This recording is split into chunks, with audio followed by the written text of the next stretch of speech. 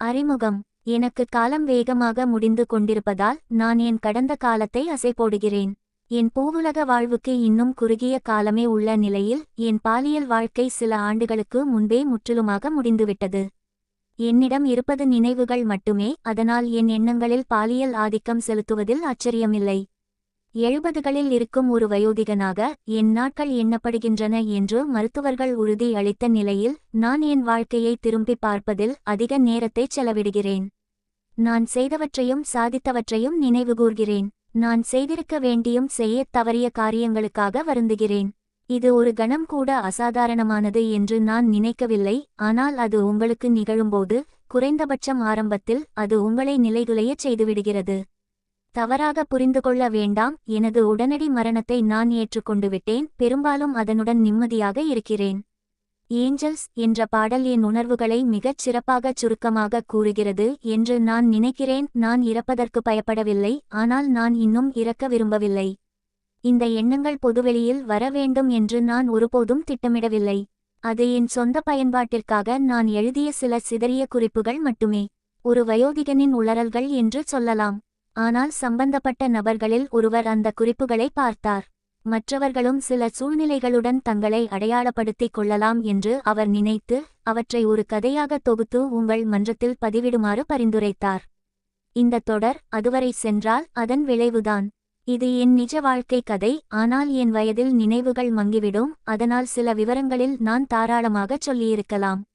ஆரம்பம் முதல் இறுதி வரை அசிங்கமான, வக்கிரமான உடலுறவை நீங்கள் எதிர்பார்த்தால் இது உங்களுக்கானது அல்ல. நீங்கள் இதை படிக்க வேண்டிய அவசியமில்லை. இப்போதே வெளியேறுங்கள். எந்த வருத்தமும் இல்லை. மேலும் நான் ஒரு இலக்கிய மேதை என்று சொல்லிக்கொள்ளவில்லை. எனவே என் எழுத்து நடையும் இலக்கணமும் உங்களை புண்படுத்தினால் மூடு பொத்தான் எங்கே இருக்கிறது என்று உங்களுக்கு தெரியும். பகுதி 1. என் இளமை பருவம். எனக்கான காலமணல் வேகமாக கரைந்து கொண்டிருக்கும் வேளையில் நான் என் கடந்த காலத்தை நினைவுகூர்கிறேன். என் பூவுலக வாழ்வுக்கு இன்னும் குறுகிய காலமே உள்ள நிலையில் என் பாலியல் வாழ்க்கை சில ஆண்டுகளுக்கு முன்பே கிட்டத்தட்ட இறந்துவிட்டது. என்னிடம் இருப்பது நினைவுகள் மட்டுமே, அதனால் என் எண்ணங்களில் பாலியல் நினைவுகள் ஆதிக்கம் செலுத்துவதில் ஆச்சரியமில்லை. என்னிடம் எஞ்சியிருப்பது அது ஒன்றுதான். எப்படியிருந்தாலும் என் பயணம் ஒன்றும் அவ்வளவு சிறப்பானதாக இருக்கவில்லை. நான் வாரந்தோறும் பல கன்னிப் பெண்களின் கன்னித்தன்மையை அழித்து அவர்களின் முதல் பாலியல் அனுபவத்தின்போது அடுத்தடுத்து உச்சக்கட்டத்தை ஏற்படுத்தி கொண்டிருக்கவில்லை. இல்லை, அது மிகவும் சாதாரணமான, மிக மெதுவான ஒரு பயணம். அனைவரின் பாலியல் பயணத்தைப் போலவே இதுவும் எனது இளமை பருவத்தில் தொடங்கியது. நான் 1950களின் நடுப்பகுதியில் தென்கிழக்கு இங்கிலாந்தில் 3 உடன்பிறப்புகளில் நடுக்குழந்தையாக பிறந்தேன். என்னை விட 3 வயது மூத்த சகோதரியுடன் வளர்ந்ததால் சிறுவயதிலிருந்தே ஆண்களுக்கும் பெண்களுக்கும் இடையிலான உடல்ரீதியான வேறுபாடுகளை நான் அறிந்திருந்தேன். மேலும் என் பெற்றோர் தங்கள் பாலுணர்வை வெளிக்காட்டிக் கொள்ளாவிட்டாலும் அவர்கள் அடக்கமானவர்கள் அல்ல. அதனால் ஆண் பெண் உடல்கள் எனக்கு புதிதல்ல.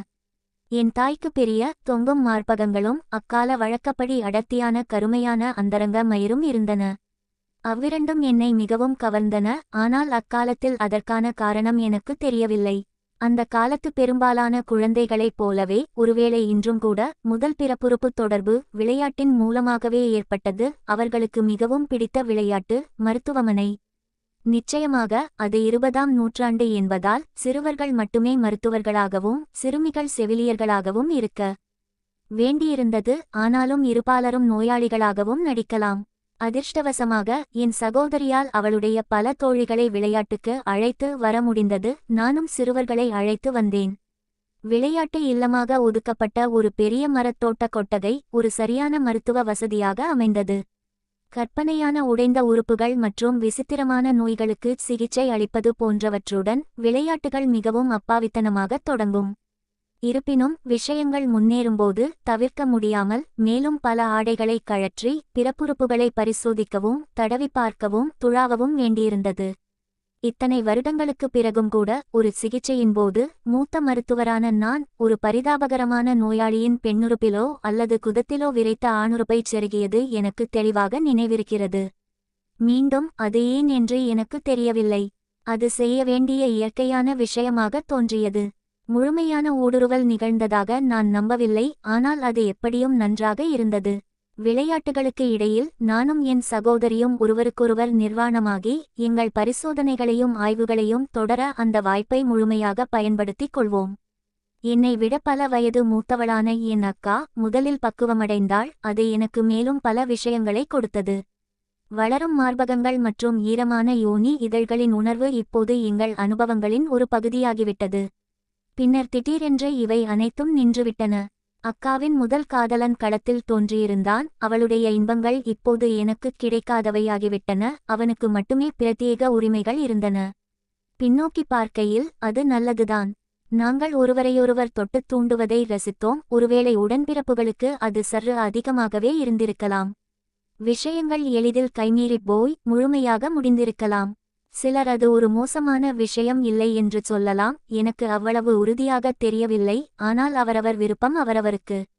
பல ஆண்குறிகளையும் பெண்குறிகளையும் பார்த்தும் தொட்டும் இருந்தபோதிலும் நீங்கள் உண்மையான பாலியல் அனுபவம் என்று அழைக்கக்கூடிய ஒன்றை நான் இன்னும் பெறவில்லை. அது சில மாதங்களுக்குப் பிறகு ஒரு கோடை நாளில் எதிர்பாராத வடிவத்தில் வந்தது. ஒருவேளை இதுபோன்ற சேட்டைகளுக்கு எனக்கு வயது அதிகமாக இருந்தாலும் என் சக மருத்துவர்களில் ஒருவனான என் உற்ற நண்பன் ஜானும் நானும் கோடை வெப்பத்திலிருந்து ஒரு இதமான நிவாரணமாக எங்கள் தோட்டத்தில் இருந்த ஒரு சிறு குளத்தில் மதியம் முழுவதும் விளையாடிக் கொண்டிருந்தோம். ஒரு கட்டத்தில் என் அம்மா ஜானை எங்களுடன் தேநீர் அருந்த அழைத்தார். மேலும் அவன் மாற்றுவதற்காக சில உலர்ந்த ஆடைகளை கடனாக கொடுக்குமாறு என்னிடம் கேட்டார். நாங்கள் என் படுக்கையறைக்குச் சென்று எங்கள் ஈரமான ஆடைகளை கழற்றினோம். பையன்கள் அப்படித்தான் இருப்பார்கள். நாங்கள் விரைவாக எங்கள் அனுபவங்களை ஒப்பிட்டு பார்க்கத் தொடங்கினோம். அந்தரங்க முடியின் தரம், விதைப்பைகளின் வடிவம் மற்றும் நிச்சயமாக ஆண்குறியின் அளவு. ஒரு சரியான ஒப்பீட்டிற்கு விரைப்புத்தன்மை தேவை. அதனால் சிறிது நேரம் தடவி பார்த்தோம். ஜான் என் அதே வயதுடையவனாக இருந்தாலும் பெரிய பையனாக இருந்தான். மேலும் போட்டியில் எளிதாக வென்றான். அளவீடுகள் முடிந்த பிறகும் ஜான் தன் ஆண்குறியை தடவிக்கொண்டே இருந்தான். எனக்கு ஏன் என்று தெரியாவிட்டாலும் நானும் அவ்வாறே செய்ய வேண்டும் என்ற கட்டாயத்தை உணர்ந்தேன். இது எவ்வளவு நேரம் நீடித்தது என்று எனக்கு நினைவில்லை. ஒருவேளை சில நிமிடங்கள் இருக்கலாம். ஜான் மேலும் மேலும் வேகமாக தேய்க்கத் தொடங்கினான். பிறகு ஒரு முனகலுடன் என் அம்மா அவனுக்காக கொடுத்திருந்த துண்டில் விந்தை பீச்சியடித்தான். நான் மெய்மறந்து நின்று என் செயல்களை நிறுத்தினேன். துண்டின் மீது ஏன் சிறுநீர் கழித்தாய் என்று ஜானிடம் கேட்டேன். அவன் சிறுநீர் கழிக்கவில்லை என்றும் ஆனால் விந்து விட்டதாகவும் கூறினான். அந்த வார்த்தையை நான் கேட்பது அதுவே முதல் முறை. இது எனக்கு தெரியாது என்றும் நான் இதுவரை விந்து விட்டதில்லை என்றும் அவன் கேலி செய்தான். அது உண்மைதான். நான் மிகவும் சங்கடப்பட்டு ஜான் மீது கடும் கோபம் கொண்டேன். அவன் தன் வார்த்தைகளுக்காக வருந்தினான் என்று நினைக்கிறேன். விரைவில் பின்வாங்கி நான் வெட்கப்பட ஒன்றுமில்லை என்று உறுதியளித்து நான் அந்த நிலையை அடைய அவன் உதவுவதாக கூறினான். ஜான் என் மீது கை நீட்டி அதுவரை தளர்ந்து போயிருந்த என் ஆண்குறியை தன் கையில் எடுத்தான். கொட்டகையில் நாங்கள் விளையாடும்போது நாங்கள் ஒருவருக்கொருவர் பிறப்புறுப்புகளை தொட்டிருக்கிறோம். அதனால் இது எனக்கு புதிதல்ல. ஆனால் அவன் மெதுவாக என்னை மீண்டும் முழு விரைப்புக்கு கொண்டு வந்தபோது புதிய உணர்வுகள் வெளிப்படத் தொடங்கின. நான் மீண்டும் விரைத்ததும் அவன் என்னை உறுதியாக தடவ ஆரம்பித்தான். சிறிது நேரத்திலேயே அதுவரை அறியாத ஒரு விடுதலையின் விளிம்பில் இருப்பதை உணர்ந்தேன். ஆனால் அந்த விடுதலை ஒருபோதும் வரவில்லை. கடைசி நேரத்தில் எங்கள் தேநீர் தயாராகிவிட்டது என்று என் அம்மா மாடிப்படிகளில் கத்தினார். எந்த பதிலும் வராததால் எங்களை நோக்கி வரத் தொடங்கினார். அது ஆண்குறியிலிருந்து கையை எடு, காலுறைகளில் கை வை என்பது போன்ற ஒரு பரபரப்பான சூழலாக இருந்தது. அவர் படுக்கையறைக்குள் நுழைந்தபோது நாங்கள் இன்னும் மிகவும் கலைந்து பாவம் செய்தது போல் குற்ற உணர்ச்சியுடன் இருந்தோம். அவர் எங்களை மிகவும் சந்தேகத்துடன் பார்த்து சீக்கிரம் உடை அணிந்து முடித்துவிட்டு கீழே வருமாறு எச்சரித்தார். நாங்கள் ஏதோ சதித்திட்டம் தீட்டுகிறோம் என்று அம்மா சந்தேகித்திருப்பார் என்பது எனக்கு உறுதியாக தெரியும். ஆனால் எதுவும் சொல்லப்படவில்லை. பல மாதங்களுக்குப் பிறகு சுய இன்பத்தில் நான் மேற்கொண்ட வெறித்தனமான முயற்சிகள் இறுதியாக என் விந்து வெளியேற்றத்தில் முடிவடைந்தன. அதன் பிறகு என்னை யாராலும் தடுக்க முடியவில்லை. சுய இன்பம் செய்வது நிச்சயமாக எனக்கு மிகவும் பிடித்த பொழுதுபோக்காக இருந்தது. கிடைக்கும் ஒவ்வொரு வாய்ப்பிலும் நான் அந்த கலையை பயிற்சி செய்வேன். வெவ்வேறு பிடிப்புகளையும் வேகங்களையும் முயற்சிப்பேன். மசகப் பொருளுடன் அல்லது இல்லாமலும், உடை அணிந்தோ அல்லது நிர்வாணமாகவோ. மேலும் என் உடலை வெவ்வேறு நிலைகளில் வைத்தும் செய்வேன். எனக்கு மிகவும் பொதுவான முறை என் ஆண்குறியின் நுனியை தேய்த்து நுனித்தோலை அதன் முனையின் மீது முன்னும் பின்னுமாக நகர்த்துவதுதான் என்று கண்டறிந்தேன். இந்த முறையை மசகுப் பொருட்களை தேட வேண்டிய அவசியமின்றி ஏறக்குறைய இந்த நேரத்திலும் எந்த இடத்திலும் செய்யலாம். அதிக நேரமோ அல்லது தனிமையோ கிடைக்கும்போது நான் என் ஆண்குறியை என் உள்ளங்கைகளுக்கு இடையில் உருட்டுவேன். இது விந்து வெளியேறும் வரை அந்த உராய்வை பயன்படுத்த எனக்கு உதவியது. வெறும் 5 விரல் மூட்டுகளால் தேய்ப்பது எனக்கு மிகவும் கடினமாக இருந்தது. மேலும் என்னை நானே சிரமமான நிலைகளில் வைத்துக்கொள்வது உச்சக்கட்டத்தை தீவிரப்படுத்துவதையும் நான் கண்டறிந்தேன். இல்லை, சுய கழுத்து நெரிப்பு முறையில் நான் ஒருபோதும் ஆசைப்பட்டதில்லை. அதை பற்றி சொல்லவே வேண்டாம், பல பயங்கர கதைகள் உள்ளன. பெரும்பாலான இளைஞர்களைப் போலவே நானும் கைகள் பயன்படுத்தாமல் சுயின்பம் செய்வதில் பரிசோதனை செய்திருக்கிறேன். செயற்கை பெண்குறிகளை உருவாக்குவது அல்லது வீட்டில் உள்ள பொருட்களை வைத்து புணர்வது என பல முயற்சிகள் செய்திருக்கிறேன். ஒருமுறை அக்காலத்தில் மிகவும் அகலமான கழுத்துடைய ஒரு பால் பாட்டிலுடன் எனக்கு ஒரு பெரிய விபத்து ஏற்படவிருந்தது. புகைப்போக்கியில் உள்ள குடையைப் போல அது எளிதாக மேலே சென்று கீழே இறங்கியது. ஆனால் எளிதாக கீழே சென்று மேலே இறங்கவில்லை.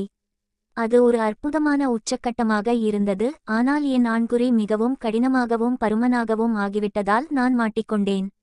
நான் எவ்வளவு அதிகமாக போராடினேனோ அவ்வளவு அதிகமாக அது கடினமாகவும் பெரிதாகவும் ஆனது. இது பொதுவாக எனக்கு ஒரு பிரச்சனையல்ல. என் ஆண்குறிக்கு பெரிய சேதம் ஏற்பட்டுவிடுமோ என்ற பயத்தில் தப்பிப்பதற்காக அந்த பாட்டிலை உடைக்க நான் மிகவும் பயந்தேன். மேலும் என் ஆண்குறியை கையில் ஏந்தியபடி, அல்லது இன்னும் துல்லியமாகச் சொன்னால் பாட்டிலுடன் உதவிக்காக என் பெற்றோரிடம் செல்வதற்கு ஒரு வழியும் இல்லை. இறுதியில் நல்ல வேளையாக அந்த இடத்தில் தாராளமாக குளிர்ந்த நீரையும் நிறைய சோப்பையும் பயன்படுத்திய பிறகு நான் போதுமான அளவு தளர்ந்து என்னை விடுவித்துக் கொண்டேன். அப்போது ஒரு ஃபிளஷ்லைட் இருந்திருந்தால் நன்றாக இருந்திருக்கும். இப்போதும் அப்படித்தான், வருந்தத்தக்க வகையில். பல ஆண்டுகளாக என்னால் முடிந்தபோதெல்லாம் சுயின்பம் மட்டுமே எனக்கு ஒரே ஆறுதலாக இருந்து வருகிறது. என்னை விட பல வயது மூத்தவரான என் மனைவி சுமார் 20 ஆண்டுகளுக்கு முன்பு எல்லா விதமான பாலியல் உறவுகளிலும் ஆர்வத்தை இழந்தார். பல ஆண்டுகளாக எனக்கு பல வாய்ப்புகள் கிடைத்தன. ஆனால் நான் ஒருபோதும் அந்த வழியை தேர்ந்தெடுக்கவில்லை. நெருக்கம் இல்லாத போதிலும் நான் இன்னும் ஜெயினை ஆழமாக நேசிக்கிறேன். அவளுக்கு ஒருபோதும் துரோகம் செய்ய மாட்டேன். என்னால் எளிதாக பணம் கொடுக்க முடிந்தாலும் நான் பாலியல் உறவுக்காக பணம் கொடுக்க மாட்டேன். அந்த சிறிய தூண்டுதல் தேவைப்படும் எவருக்கும் சட்டப்பூர்வமான ஆபாச படங்கள் ஏராளமாக கிடைக்கின்றன. உண்மையான அனுபவமற்ற தம்பதிகள் ஒருவருக்கொருவர் தங்கள் அன்பை அனுபவித்து அதை உலகிற்கு வெளிப்படுத்துவதை நான் குறிப்பாக விரும்புகிறேன். ஆம், உண்மையானவர்களையும் போலியானவர்களையும் பிரித்தறிவது எளிது. ஜானுடன் மீண்டும் அதுபோன்ற ஒரு முயற்சி நடக்கவில்லை. நெருக்கத்திற்கான எங்கள் முதல் மற்றும் ஒரே தோல்வியுற்ற முயற்சிக்கு பிறகு என் தந்தை தனக்கு வேலையில் ஒரு கணிசமான பதவி உயர்வு கிடைத்ததாக அறிவித்தார். அதனால் நாங்கள் இங்கிலாந்தின் மற்றொரு பகுதிக்கு செல்ல வேண்டியிருந்தது. அந்த இணையத்திற்கு முந்தைய நாட்களில் நான் உடனடியாக ஜானுடனான தொடர்பை இழந்தேன். பல ஆண்டுகளுக்கு பிறகு புதிதாக தொடங்கப்பட்ட ஃபிரண்ட்ஸ் ரீயுனைட்டட் என்ற சமூக ஊடக தளம் மூலம் நான் ஜானுடன் மீண்டும் இணைய முயற்சித்தேன். இறுதியில் நான் அவருடைய மூத்த சகோதரரை கண்டுபிடித்தேன். ஜானுக்கு மிகவும் சிக்கலான வாழ்க்கை இருந்தது. ஓரினச்சேர்க்கையாளராக வளர்ந்த காலத்தில் அவ்வாறு இருப்பது பெரும்பாலும் குற்றமாகவே கருதப்பட்டது. நல்லவேளை இப்போது அப்படி இல்லை. அவர் மிகவும் நோய்வாய்ப்பட்டு 1980களில் இறந்தார். என்னால் மேலதிக விவரங்களை பெற முடியவில்லை. ஜானின் குடும்பத்தினருக்கு மரியாதை அளிக்கும் விதமாக அதை அப்படியே விட்டுவிட்டேன். ஆனால் மறைமுகமாக பார்க்கும்போது பாவம் ஜான் எய்ட்ஸ் நோயால்தான் இறந்திருக்க வேண்டும் என்ற சந்தேகம் எனக்கு அப்போதிருந்து இருந்து வருகிறது. இருப்பினும் என் எண்ணம் தவறாக இருக்க வேண்டும் என்று நான் உண்மையாகவே